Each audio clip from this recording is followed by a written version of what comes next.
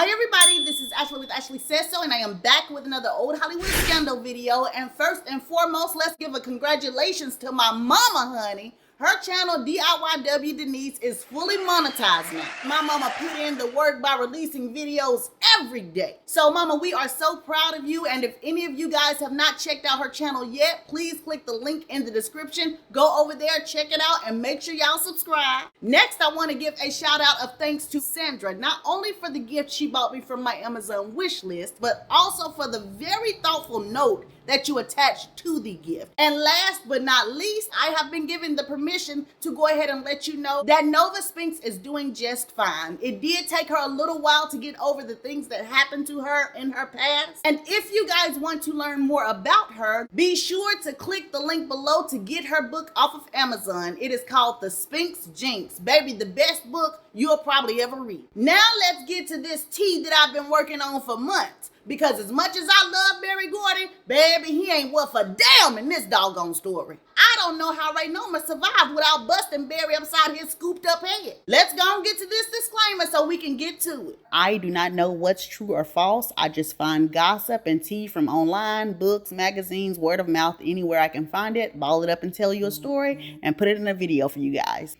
Here we go. Now, Raynoma Mayberry was born on March the 8th, 1937 in Detroit, Michigan. Her mother's name was Lucille and her father's name was Ashby Mayberry. And along with Raynoma, the Mayberrys had several other children. One of these children was a sister to Raynoma by the name of Alice. Now, Raynoma and Alice were like this, and since they shared the same interest in music, they formed a music duo. By the time Raynoma was 17, the girls had actually hooked up with a musician by the name of Charles Lowes. And Charles Lowes told these girls that he had big contacts in the music industry. He basically told these girls that he could carry them right to stardom. Turns out, the only place Charles carried Raynoma was right to the hospital room to give birth to his sons. Charles and Raynoma did get married in order to try to make a family for their baby. But unfortunately, Charles found the pressure of providing for a full family to be too much. So he and Raynoma divorced. Now, even though Charles and Raynoma didn't work out, she and her sister continued to perform, and soon they were asked to be in a contest at Detroit's biggest nightclub,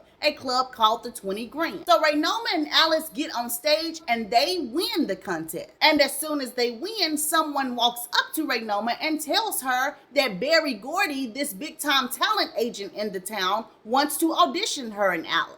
And so Raynoma is giddy. She does not know Barry at this time, hadn't even seen him at this time, but she's heard from many people that Barry's family is wealthy. You know, he comes from money. She's heard that he's very suave, very debonair, and that he's an astute businessman. And so when it comes time to audition, Raynoma is making sure that she and Alice are looking their best. She wants everything to be perfect for the Mr. Enchanting Barry Gordy. Raynoma sitting up there doing all this. Imagine her surprise when Barry Gordy walked in the room looking like one of them dolls from Tales from the Hood. Barry's shirt was all wrinkled and worn. Collar was stretched out and dirt was caked up around the neck part. Even said the man's hair was half perm and then half frizzy. And then on the frizzy side, it was like matted down, stuck to the top of his head. So Raynoma is like, why he look like that? But as soon as Barry opened his mouth, all of that went straight out the window. Because Barry began to talk to them about his visions, about his dreams,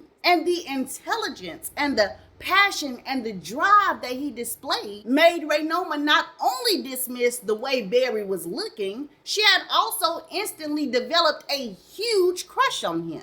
And really, the scandal starts right after this moment, honey, because as soon as Raynoma started working with Barry, she found out very quick that everybody was lying about this man being rich. As a matter of fact, at this point in his life, Barry's only income was coming from him being a pimp. But please inform me, everybody watching this video, how you gonna be a pimp and you ain't got no car? Child, these folks talking about some Barry be sitting up there talking cash money, talking about some, I bet not catch none of my hoes taking a break. But then whenever he wanted to come catch them or demand his money, he would have to take the bus to get to where they were. So the girls weren't stupid, they just learned the bus schedule and just made sure that whenever the bus would come around that they would be on the track acting like they were working. And not only did Raynoma find out Barry was a bus riding pimp, She also found out that he didn't even have his own place to stay. Matter of fact, it was this right here that enabled Raynoma to make her very first move on Barry. And that is when she told Barry that he could move into her apartment with her and her son, since she and him were basically on the same mission. And this was just one of the things Raynoma did to try to get Barry to choose her.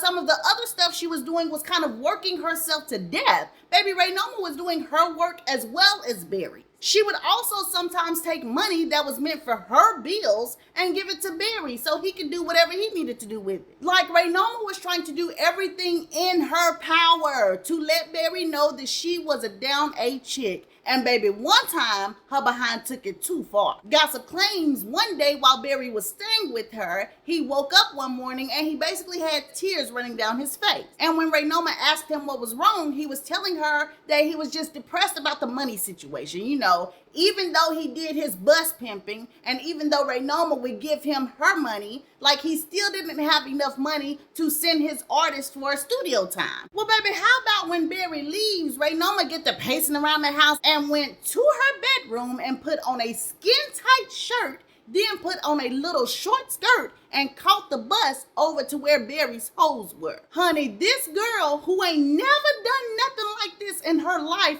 walks up to Barry's so-called bottom bitch and tells her, hey, the next John you got, send him my way because I got to make some money. And honey, not even 10 minutes later, this 50-year-old big fat white man showed up and Raynoma took him to the back and swallowed his sack. And y'all, if this girl was willing to do all of this for Berry Gordy, who wasn't her man yet, baby hadn't even touched her yet, hadn't kissed her. As a matter of fact, she had only known Barry for maybe about 2 months at this time. Like, if she was willing to do all of this for him already, you can only imagine the hoops of fools she was willing to jump through when she and Barry finally got together. Because gossip claims after she had been knowing Barry for about 3 months, they finally did become a couple. And then about 3 months after that, Raynoma found herself pregnant with Barry's child. And the whole time Raynoma was pregnant, she worked harder than she did when she wasn't pregnant. Because see, Barry was telling her that the quicker that they can get all of this done,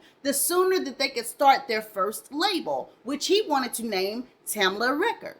As a matter of fact, when they were just a couple of $1,000s short for what they needed to start Tamla Records, Raynoma went to her parents and asked for a loan so she could get all of the money that Barry would need. Well, imagine homegirl's surprise when Barry came home with papers and Raynoma's name wasn't on the deed. So Raynoma is like, Barry, wait, where's my name? Listen, Ray, I was gonna put your name on there, but when I did, it looked like it was a mom and pop's organization, and that's just not my dream. I want to be Berry Gordy, the businessman. It just looks so much more smooth and sleek and professional if it just has my name. But baby, you ain't got to worry, you're my girl. I'ma always take care of you. And Raynoma didn't feel this explanation 100%, but she was so wrapped up in Barry's love and she was pregnant with this child that she just accepted it. And when Barry soon bought them a 2-story house to raise their family in, this also helped to calm Raynoma's nerve. Because she felt like, why would this man do all of this if he doesn't want a future with me? So it helped her see a little bit more clearly, but if Raynoma knew the storm that was brewing,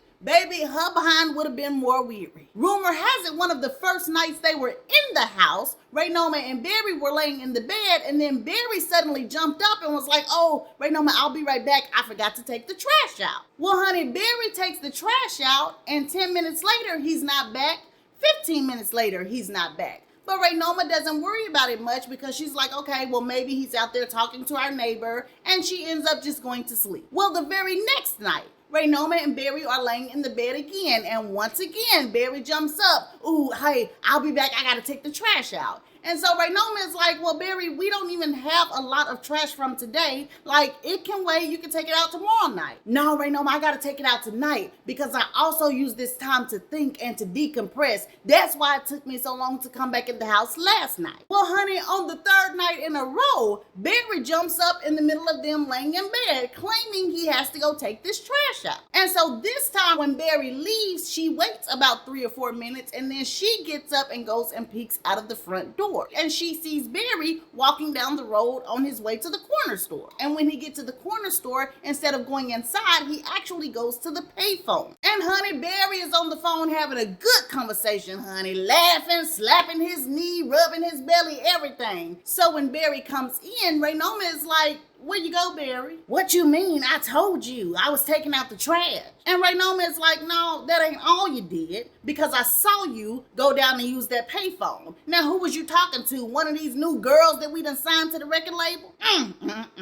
I knew this mess right here was coming. For your information, ain't nobody cheating on you, Raynoma. I can't deal with a woman who won't trust me. As a matter of fact, I think I'm finna go. And just like that, he had gaslit and flipped it on Raynoma. And now her heart is beating out of her chest, baby. She got tears coming down her eyes. She's sitting up there, "Barry, wait, please. Please don't go, Barry. I'm sorry. I won't question you again, baby. I trust you. Please don't go. Don't leave me." "I mean, I'll stay. I'll stay, and I'll even forgive you for this mess up. But one thing I got to say, the relationship will never be the same from here. You messed that up." And with this, Barry had paved his way to do whatever he wanted to do in the future, because gossip claims that next year, Raynoma didn't question a thing. In fact, she tried her very best to stay on Barry's good side. But once their son was born, there was something that was bothering Raynoma. She wondered when Barry was going to marry her. So one day, she finally gathers her nerves and she goes up to Barry and she's like,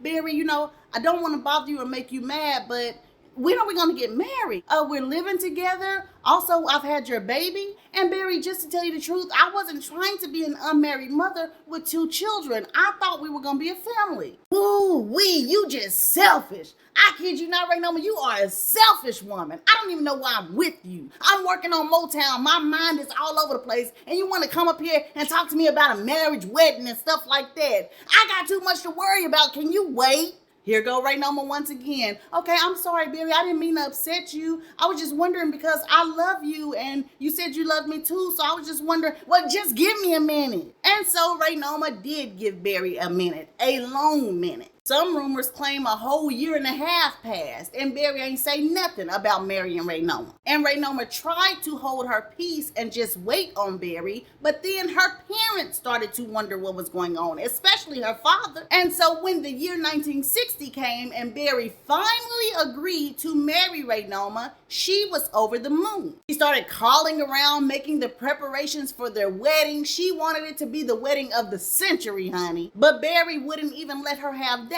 He told her that either they can go get married at the courthouse or they wasn't gonna get married at all. And of course, Raynoma was heartbroken about this, but she didn't want Barry to change his mind about marrying her, so she agreed. So the story says it is a beautiful spring day in the year 1960, and it's Barry, Raynoma, and both sets of their parents sitting in the back of a limousine. They are headed to go to the courthouse so Barry and Raynoma can get married. Everybody is in the back of the limousine just chatting. The parents are telling Barry and Raynoma what to look out for when they become married. And while all of this is happening, Barry is just sitting there like this.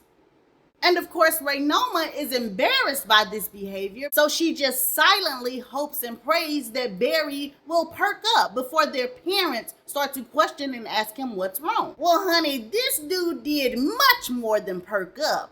Barry yelled out, "Stop the car. I can't marry her. Raynoma, I'm sorry. I can't marry you."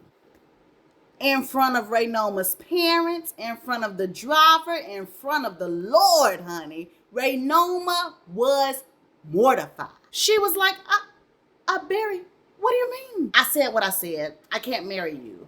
To both of our parents, I'm sorry for even having you come out for this, but I just can't do this. I'm just not ready." Oh my gosh. Raynoma's daddy was furious. And y'all, it was a devastating ride back home for everybody involved. And what made it even worse is that by the time Raynoma and Barry got home, all of the MOTOWN artists were there with champagne, confetti, streamers, all kind of signs that said, "Congratulations, just married." Raynoma couldn't do nothing but hold her head like this and run upstairs to the bedroom. And this right here would have showed most women that the man don't want you, so just leave him alone. But for some reason with Raynoma, she just didn't get the hint.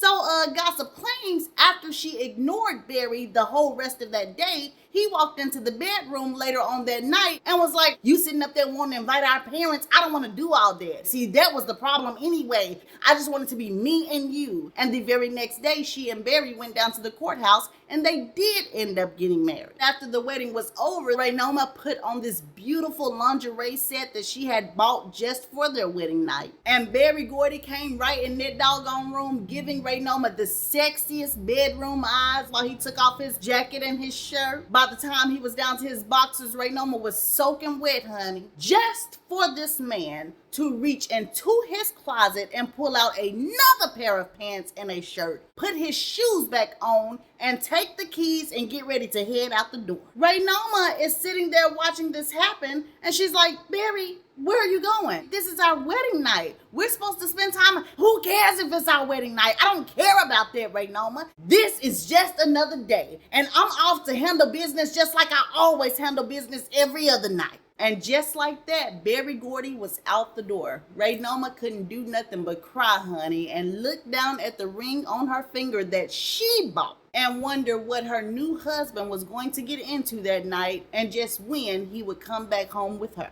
And I'll tell you when he came back home to her. 11 o'clock that next morning. Raynoma was so doggone hurt that when he walked in the bedroom, she told him straight out, I thought that you loved me. I guess I thought wrong. I want a divorce. God dang, what is your problem now? It's always something with you. I ain't never seen a woman that would do all these little tricks of the trade to get what she want and then get it and then sit up there and tell me you want a divorce. And Raynoma is like, this ain't no kind of marriage. What kind of marriage do you leave me on the wedding night to do what you want to do? Okay, Raynoma, you know what? Let me just calm down and explain this to you. Just because we're married, that don't mean nothing. There are certain things that I like to do with my evening that just don't concern you. And so Raynoma gets to screaming and she was like, you sorry bastard, you will not come in this house again at doggone 11 o'clock the next morning. You will not. Fine, Raynoma. If it makes you happy, what time do you want me to come in? You know I have business to handle. You know I have contacts that got to be made. So what time do you want me to come in? And so Raynoma is like, even if it is business that you're handling, there's no reason why you shouldn't be coming into this house before 6 o'clock a.m. And honey say Barry was like, okay, before 6 a.m., right? That's all that matters. Before 6 a.m.,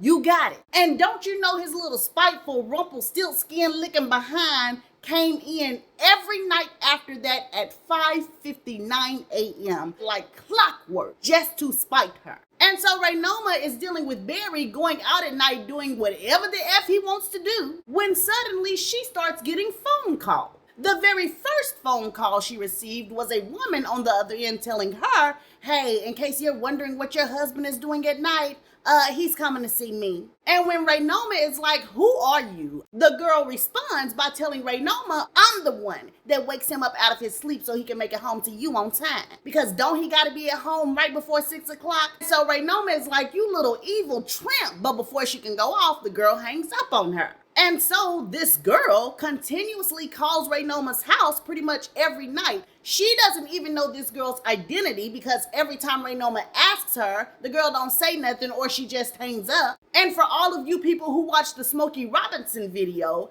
it was in this time period that Smokey Robinson tried to mess around with Raynoma. If you want the details on that, make sure you go watch the Smokey Robinson video. So to move on with the story, Raynoma is just dealing with these nightly phone calls, and the only comfort she really finds is when she's able to go to work, because since she was so powerless and run over at home, she would get her power by how important she was at MOTOWN. And it also brought her comfort that although she knew the hell she was going through, the people at MOTOWN did not know. She was so confident that they didn't know that whenever one of the girl singers were having relationship problems, Raynoma would come to her and be like, oh, don't worry. One day you'll find a man like Barry. A man will treat you the way Barry treats me. Well, baby, one day she said this mess to MOTOWN's secretary, a woman by the name of Janie Bradford. And honey said Janie snapped back at her, oh, baby, I'll take my situation any day. I would never take what Barry do to you. You be upstairs running around trying to make sure everybody is taken care of, and Barry be down there in his office having sex. Janie explained to Raynoma how every day while she was upstairs around 3 p.m., Barry would take this girl named Margaret to one of his offices and take her down, honey. She also explained how when folks came up to Margaret and was like, you know, it ain't right, it's not right the way you doing Barry's wife, baby Margaret would tell them, well, she know, I call her every night and tell her Barry over my house. She know what's up. And the realization hit Raynoma like a ton of bricks. This whole time, this woman had been coming to work acting like everything was fine with her and her husband when everybody that worked in MOTOWN knew that Barry was cheating on her with this Margaret girl. And what made it worse, Raynoma had been in this Margaret girl's face the whole time as well. And if you're wondering who this Margaret person was, she was not an artist that was signed at MOTOWN. She was actually a cousin to one of the artists that worked for MOTOWN. So she would come up there with her cousin every single day, and this is how she and Barry started messing around. And also, if you're wondering why I'm calling her a girl, Raynoma found out that Margaret was only 17 years old playing these games with her like that. So once all of this realization hits Raynoma of exactly what's going on, Raynoma was like, where is Barry? And Jamie sitting up there like, oh my God, like what did I just do? And so she was like, you know, I don't know, Miss Ray, I don't know where Barry is. Baby said Raynoma was like, bullshit, you his doggone secretary, you gonna tell me where he at. And so Jamie does tell her. She tells her that Barry has left the office and he's actually gone to the barbershop. Well, that is all that Raynoma needs to hear. Baby, she grabs her keys, she drives over to that barbershop, and she busts through the door and she looks around and she spots Barry sitting in the chair with a perm in his head. And so Raynoma stumps up to him and she's like, let's go. And here go Barry. Ray, what is wrong with you? Can't you see I'm getting my hair done? So she's like, okay, you must want me to do this in front of everybody. So Margaret, you been messing around behind my back with this little girl, Margaret? Then got me smiling in her face? Child, Barry got out there see faster than Speed Racer, honey, and ran outside and told his driver that the driver can go on, and he hopped in the car with Raynoma. When they get back to the MOTOWN building, everybody is gone, thankfully, and Barry heads straight upstairs with Raynoma on his heels fussing and cursing at him, and he goes right into the bathroom and starts styling his hair. Raynoma is absolutely beside herself. She's like, do you not hear me talking to you, Barry? Say something. Ain't you gonna explain yourself? Baby, this man didn't explain a thing. He got done styling his hair, picked up the keys, and told Raynoma that he had some business to go handle and he'll be back when he got back. But he didn't come back. Matter of fact, whatever business Barry was handling, he stayed gone for like the rest of the week. And so Raynoma is just in an absolute fog. All those days that Barry is gone, she is laying in the bed, she is crying, her hair is all over her head, and then finally Raynoma was like, you know what?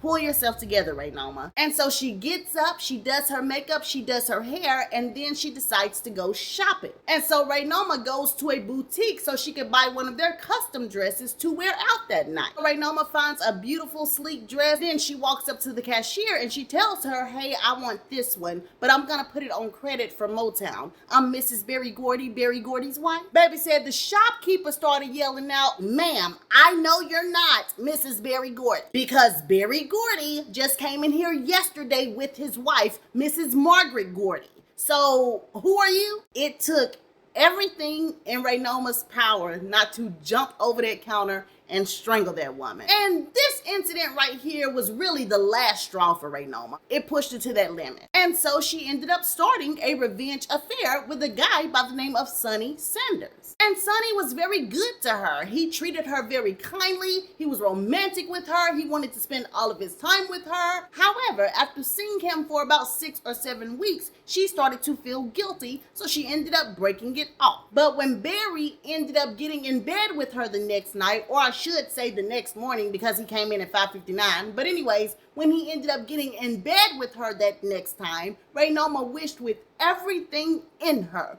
that she would have kept that affair going, because this man took off his shirt and crawled into bed with her with lipstick marks going all down his back. And so Raynoma is like, you were with Margaret tonight, weren't you? Raynoma, I've told you, whatever this is you have about Margaret, it's all in your head. And Raynoma is like, okay, so I guess the lipstick streaks that is going all down your back, I guess that's all in my head as well, huh? So Barry hops out of bed with a huff and goes and looks in the mirror, and he also sees the lipstick marks. So he finally cannot deny it anymore. Barry says, okay, Raynoma, well, this time I really did go sleep with her, but all the other times I have not been messing with her. And so Raynoma is like, that's fine, Barry. I just want to know, do you love this girl? Y'all, I kid you not. Like I always say, y'all can go read the book. This was Barry's response. Well, Raynoma, I mean, I don't know if I love her. I mean, I do, but then I don't. Raynoma, please understand, ever since I was a little boy, I've always wanted my own Cinderella. And Raynoma, with the beauty that she possesses, I just can't let her go. She is just everything to me. Think I'm lying. That man sat there and said that with the facial expressions and all, baby. And Raynoma can't believe it. This man that she's loved and supported and worked herself to death for got the nerve to be smiling, talking about this other woman is his Cinderella in her fate. And in that moment, she was on demon time. And so Raynoma was like, oh, Barry, I'm so happy for you finding your Cinderella because I too have found my Prince Charming. This guy is actually one of your very good friends, and I didn't want to say anything, but all of those nights when you were out coming home at 5:59, I was actually coming home like 10 or 20 minutes before you. He has been my everything. Like, he has been taking care of my mind and, oh God, my body. And child, before Raynoma could say another word, honey, Barry had that woman by her neck and was slanging her all across that doggone room. Slammed her on the doggone dresser. Then he took her by her legs and yanked her off of the dresser. Then while she was on the floor, he positioned himself to punch her, but he stopped himself. And instead, he took a deep breath and he got his keys off the dresser and he left. And rumor has it, after this situation, Barry just could not stomach being married to Raynoma anymore, but she also did not want to be married to him anymore, and so they started divorce proceedings. But what's crazy is that even after this, Margaret still wanted to pick on Raynoma. Gossip claims Raynoma ended up moving into her own apartment, and Margaret somehow got her phone number and ended up calling Raynoma there. And so Raynoma is like, little girl, why are you still calling my phone? You got what you wanted. Me and Barry are about to divorce. What's your problem? Margaret said, yeah, I got your man now, but there's still one thing you got over me. Baby, I heard you could suck a pickle through a straw. So can you teach me how to suck Barry up the way you used to do it? What? Child. Talk about a hot mess. But Margaret must have been right. Because allegedly, Barry, who wanted so bad to divorce Raynoma, started showing up at Raynoma's apartment. And because Raynoma was still so in love with Barry, she ended up messing around with him. And so now Raynoma found herself being the secret. Now, Barry was leaving Margaret to come over to Raynoma's house every night. But she also started to see other men. Well, the folks say one night Raynoma was at home and she had one of those other guys over there. And they had actually just finished making love. Well, Barry shows up to the apartment. And as soon as Barry saw the other man, baby, he went off. What the F you doing here? This is my wife. You need to get up out of here. What you think you're doing, man? And so the guy didn't want any problems, and so he gathered up his clothes and he left. And Raynoma found out later that Barry actually contacted the guy and paid him $5,000 so he would leave Raynoma alone. So Raynoma is like, Barry, what are we doing? Well, Ray, just because we're not together right now don't mean I don't want to be with you in the future. All I need for you to do, baby, is just wait on me. That's it. Well, since Barry was kind of playing these mind games on Raynoma, she started to tell herself that the only reason she and Barry were not together was because of Margaret. The folks say one night Raynoma heard about Barry and Margaret going to the bowling alley. And so Raynoma had been wanting to teach Margaret a lesson this whole time anyway. And so Raynoma got her gun, went down to the bowling alley, and walked straight up to Margaret. Folks say she leaned in and told Margaret, like, let's go outside. So Margaret goes outside, and once they get there, Raynoma takes the gun and she's about to start pistol whipping Margaret, but as soon as she lifts up her hands like this, somebody grabs her hand like this and then picks her up and grabs her around the waist. And turns out the person is Smokey Robinson. And so Smokey is like, run, Margaret, run. So Raynoma is just screaming, let me go, let me go. Why are you doing this, Smokey? Let me go. And Smokey is like, Ray, calm down. You don't want to do nothing to that girl that's going to put you in jail. And so Raynoma is like, you know what? You're right, I'm cool, just let me go. But Raynoma was not cool at all. In actuality, she got in her car and drove over to where Margaret lived. And per the story, Raynoma was going to shoot Margaret first, and then she was going to shoot herself. Thankfully, Margaret ended up not returning that night. This gave Raynoma time to really assess her situation, and she starts talking to herself, and she's like, Raynoma, what are you doing? You're willing to put this girl out of her misery and yourself over Barry. And so she decides that she needs to leave this whole situation alone. She wants to move to another state and just start completely over. And so that next day, Raynoma goes up to Barry and she's like, Barry, I need to ask you for a favor. A long time ago, you said you would take care of me. So I'm just hoping that you will give me some money to move out of state and also give me some money to find a place to stay. And once they work out the money of the divorce settlement, you could just deduct that amount from whatever you give me. Here go Barry. No, see, I don't give nobody nothing. You want to get some money from me, you're going to have to get that by continuing to work for me. I'm about to open an office in New York. You can be the vice president of that. And if you run it well, then you can get some money from me. But little did she know, Barry didn't offer her this job as a means for her to make money. He actually offered her this job out of spite to punish her for trying to leave him. As soon as Raynoma got there and got the office all set up and hired everybody she needed and started to look for talent, Barry pulled funding from the office. He wouldn't give her the contacts she needed in order to book studio time for anybody that they signed. He wouldn't do anything. And so Raynoma is so desperate to keep this afloat because that's the only way Barry is going to continue to provide for her lifestyle, that she basically does the equivalent of, taking money out of MOTOWN's bank account in order to cover the expenses, but she doesn't tell Barry about it. And baby, don't you know the day after she does this, the FBI shows up at her office? Raynoma is like, what is all of this about? We've been told that you've been stealing money and property from MOTOWN Records. Baby, they arrest her, they arrest some of the people working with her, and she ends up calling Barry from the jail cell and telling him everything that's happening and how she did everything she did out of desperation. And Barry tells her, Raynoma, Ray, listen to me. I don't give a F what you're saying. You decided to steal from me, so you can sit in that jail cell and you can rot. Click. Raynoma sits in jail for at least 5 days, and then on the 5th day, Barry Gordy's lawyers come up to the jail and they tell Raynoma that Barry is willing to get her out of jail, but she needs to agree that whatever he said about taking care of her for the rest of her life all that long ago, she needs to forget about that. And they told her the divorce settlement where she was trying to get half, she needed to forget about that too. All that Barry was offering her was $1,300 a month for 10 years and then $150 a month for child support for their son, Carrie. She could take it and get out of jail today, or she could deny it and go to court and go to prison for stealing from MOTOWN Records. And all Raynoma could do was agree to the terms in front of her, and so she signed her name and they got her out of jail that same day. And after this, y'all, it truly seemed like Raynoma was truly and fully done with Barry.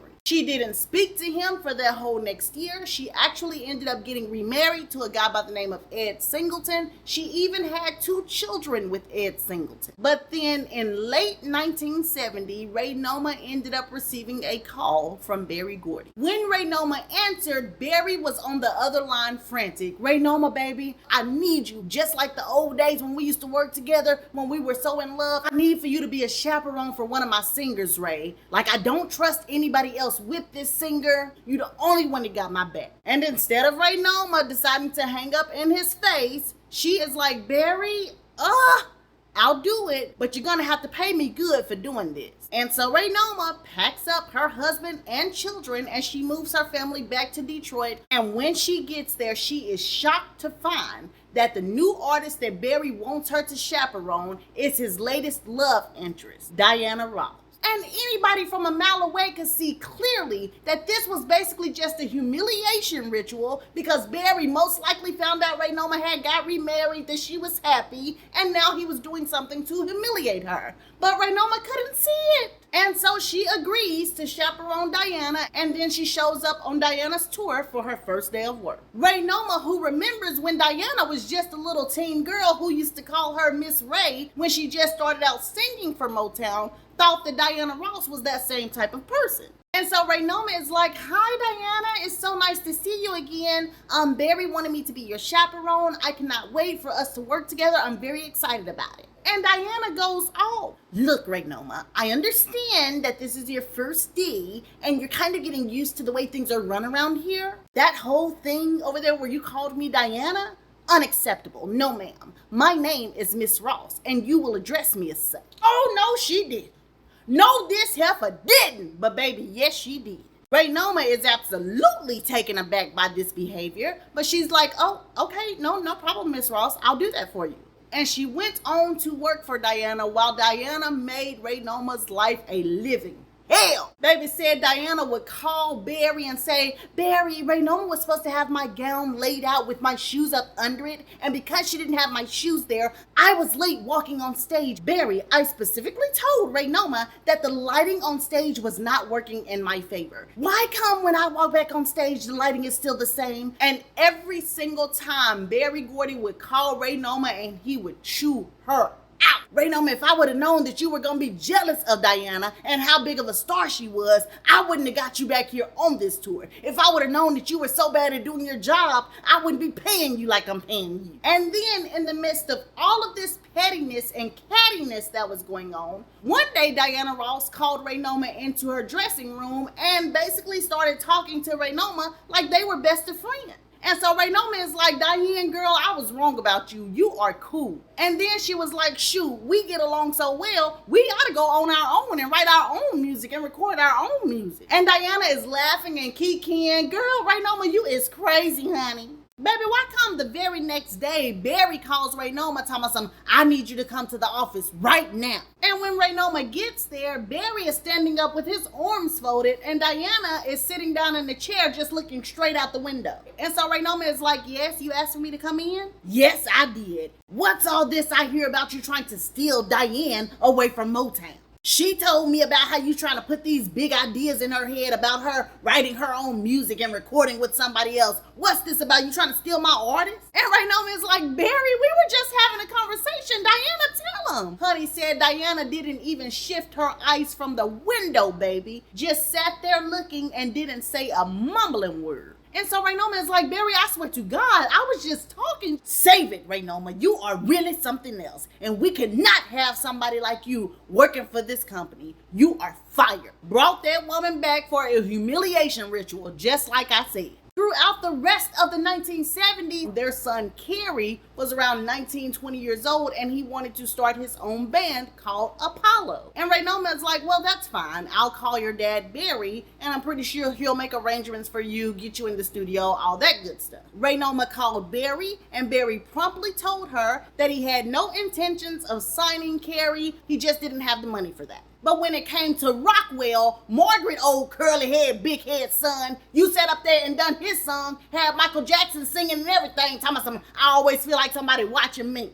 But she still wouldn't completely leave Barry alone. And by the 1980s, Raynoma lost her husband. With nothing to do and nowhere left to turn, she ended up going back and working for Barry at Motown again. But this time Barry told Raynoma that she would serve him better if she ended up working under Barry's brother, Donald. Well, I guess seeing Raynoma at work every day made Barry feel like he wanted that old thing back. So he started coming into Raynoma's office and flirting with her like they were high school kids again. And one night he even asked her to go on a date with him, which Raynoma does. Well, after the date, Barry is like, "Raynoma, why don't you come back to my house with me?" And she does that as well. Raynoma is like, "Finally, I'm about to get my man back." It was worth the wait, especially when that next morning came around and Barry told Raynoma, "Hey, I don't want you to go back home. I want you to stay here with me." And so Raynoma calls her parents and she makes arrangements for her kids to stay with them for a little while as she continued to stay with Barry day and night at his home. But gossip claims about 1 month had passed and Raynoma basically told Barry,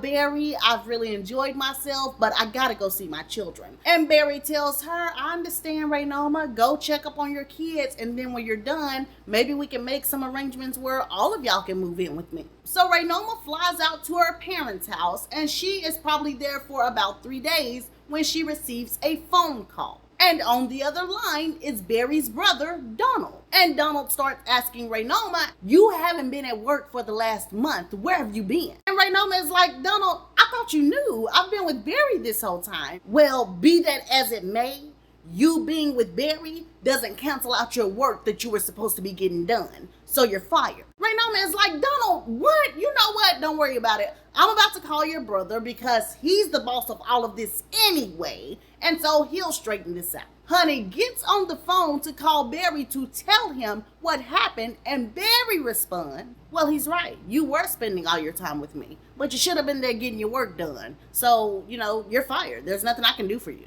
Click. I do know that after Raynoma was fired this final time, she never went back to work for MOTOWN. In fact, Raynoma took all of the knowledge and everything she learned up under Berry Gordy, and she started to try and form her own record label. And one of the first artists that she signed and took up under her wing was the singer Chileee. But see, Raynoma messed around and did what she always does. Mixed business and pleasure together. Horn and Chileee wasn't nothing but about 20-something years old and started putting the grand slam on Raynoma. She became so hooked on his weenus and fell so deeply in love with him that when Chileee ended up having a drug problem, Raynoma didn't want to admit it. It wasn't until Chileee stole all her money from her and even stole her car that she finally had to face the fact that he had a problem. But even then, what she tried to do was get him help, get him into a rehab. But unfortunately, Chileee ended up passing away before he could ever get clean. And after Chileee, it seems like Raynoma pretty much just let go of the whole music industry. Or if she didn't, I do not know what exactly she did next. All I can tell you is that she mostly faded into the background until her death of brain cancer on November the 11th, 2016, when she was 79 years old. This is the end of the old Hollywood scandalous tale of Miss Raynoma Gordy Singleton. Please like this video. If you are new here, please subscribe, and I will see you guys with another video soon. Bye.